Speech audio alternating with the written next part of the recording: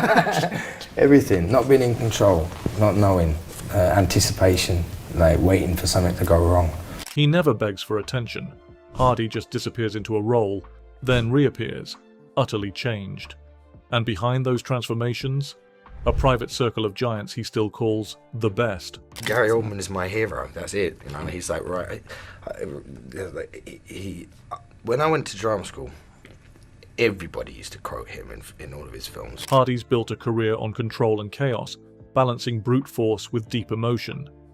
From Bronson to Bane, The Revenant to Locke, every performance feels like a storm that chose its moment. But when it comes to influence, Hardy isn't vague. He doesn't just admire actors, he studies them, becomes them, and in rare moments, he names them. These aren't red carpet compliments. They're quiet tributes from a performer who rarely opens the door. But when he does, the names he lets through say everything. He's a genius. He's the reason I act. That's who I watch. Hardy doesn't care about status. He cares about transformation. The ability to vanish completely, then return with something real. But that particular shot was, how did it feel? I can't tell you how it felt to be in that one, but to watch it, I was like, what? Wish I was in there. He's worked with Oscar winners, cult icons, and a few total disasters, but only 5 names come up when he's asked who shaped his craft. Here are the 5 actors Tom Hardy names as the best of all time, and what each one unlocked inside him. And the last one? It's not who you think, but it changed him forever. Number 1. Gary Oldman. Some actors inspire you. Gary Oldman shows you who you're not. Tom Hardy doesn't just admire him, he orbits him. On press tours and panels, Hardy has one answer when asked about the greatest actor alive. It's never dramatic, it's just a name. Gary. Hardy once said, "Gary Oldman is my hero." That's not PR flattery, it's the North Star. Because for Hardy, Oldman isn't just a performer, he's the blueprint, the proof that you don't have to chase the spotlight to own the scene. On the set of Tinker Tailor Soldier Spy, Hardy had lines. Oldman didn't need them. He could steal a moment with a breath, a blink, a silence. Hardy watched that up close, and it changed everything. Hardy has said Oldman gave him a masterclass in control, no instructions, just presence. And when Hardy plays dark, quiet, coiled characters, it's not mimicry. It's inheritance. On set, Oldman barely speaks between takes. He disappears into the role. One crew member said, "It's like he stops being Gary the moment they call action and doesn't come back until wrap." Do anything to endanger my team. If you report anything which undermines my authority, if you portray my officers. And Hardy saw it, respected it, then built his own version of it. Other actors burn bright. Oldman burns slow, quiet, deep. Hardy doesn't copy that fire, but he knows exactly where it started. This isn't mentorship. It's something stranger, something harder to explain. Gary Oldman didn't just shape Hardy's work, he gave it permission. Number 2. Daniel Day-Lewis. Some actors vanish into a role. Daniel Day-Lewis builds a new world around it. Tom Hardy calls him the Ghost King, an actor so immersed, so unreachable, he might as well be myth. But this isn't just admiration, it's obsession. Because for Hardy, Day-Lewis is the final boss of acting. Hardy once said, "He makes me feel like I've barely scratched the surface." On There Will Be Blood, Day-Lewis isolated himself from the cast, spoke in character, slept in costume, and didn't break once. Hardy wasn't on that set, but he studied it like sacred text. Every look, every pause, every silence stretched into danger. What Hardy learned wasn't about size, it was about stillness.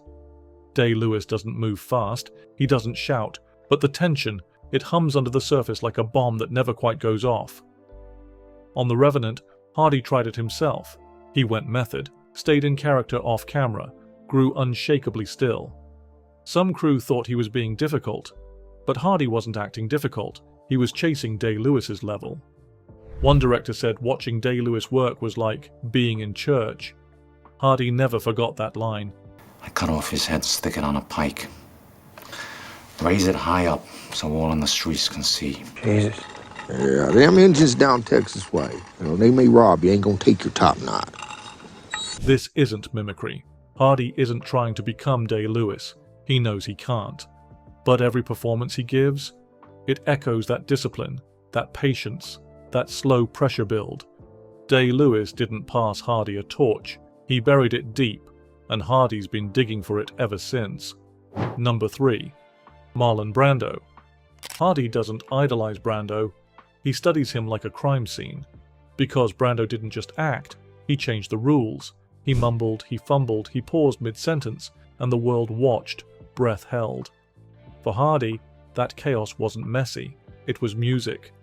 Brando once said, "Acting is the expression of a neurotic impulse." And Hardy understood. As a kid, Hardy would rewind scenes from On the Waterfront just to watch Brando scratch his head, stammer, or look away. Those weren't mistakes. They were Brando detonating the idea of clean, classical performance. Brando didn't deliver lines, he dragged them from the pit of his gut. And that danger, that unpredictability, it changed everything. It gave permission. Hardy's whole toolkit, emotional volatility, physical transformation, buried fury, comes from that Brando blueprint. They both build characters from the outside in. The posture changes first, then the face, then the voice, and then the breakdown. Hardy's early work in Bronson wasn't just wild, it was Brando-level unpredictable, explosive, grotesque, magnetic. Directors called it beautiful madness. What they meant was, Brando would have nodded in approval. Hardy once joked that Brando would have hated him. Too much effort, too much control. But deep down, Hardy's chasing that same wildness. The performance that feels half lost, half alive. That's the Brando effect. He didn't just teach actors how to feel, he taught them how to hide it, just enough to make you lean closer, and Hardy's been playing that game ever since. Number 4. Robert De Niro. Some actors master their craft. De Niro became a religion. Hardy doesn't admire De Niro from afar. He treats him like a code to crack, frame by frame, word by word. Because if Brando tore down the rules, De Niro rewrote them in blood, silence, and obsession. There's a story Hardy tells. He was 18, watching Raging Bull alone. The screen dimmed, his chest was tight, and he wasn't inspired, he was scared. De Niro didn't feel like acting, it felt like possession. He once called De Niro's performance in Taxi Driver unwatchable in the best way. You flinch, you freeze, you believe. That's Hardy's benchmark. They both disappear into roles. They both build from the body first.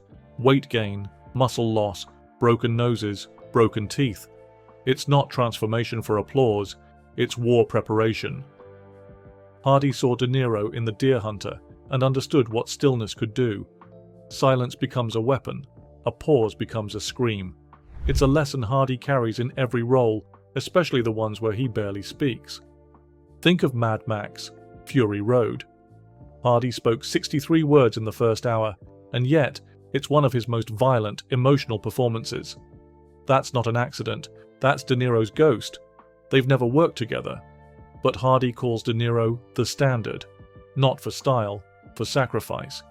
He disappears until only the role is left.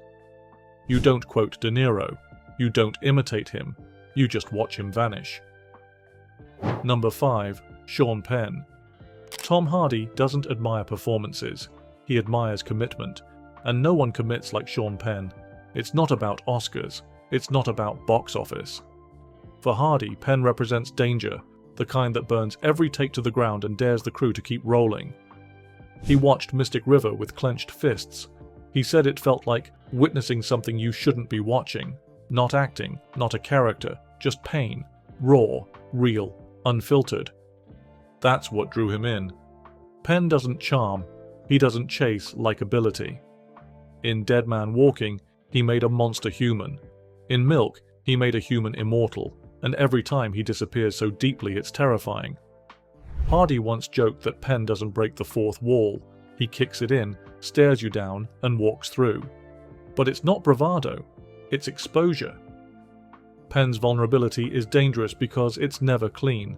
His characters don't cry for sympathy, they bleed for survival. Hardy has said, Penn plays like he's got nothing left to lose, and that's exactly why Hardy watches him before every high-stakes role, especially The Revenant. Hardy studied Penn's 21 grams, scene by scene, the twitchy grief, the unpredictable pacing, the silence between words. It changed his approach. Hardy realized that stillness can scream, that rage doesn't need volume, that devastation can be quiet. Penn's not a role model, he's a reminder that truth costs something. And Hardy, he's still paying the price, one role at a time. He doesn't say it out loud, but you can see it. In the choices, in the stillness, in the storm just beneath the surface. Hardy never needed the spotlight, he needed the truth. And these 5 actors, they didn't just show him what was possible, they showed him how far he still had to go. Like, subscribe, and tell us in the comments, which actor shaped your taste forever?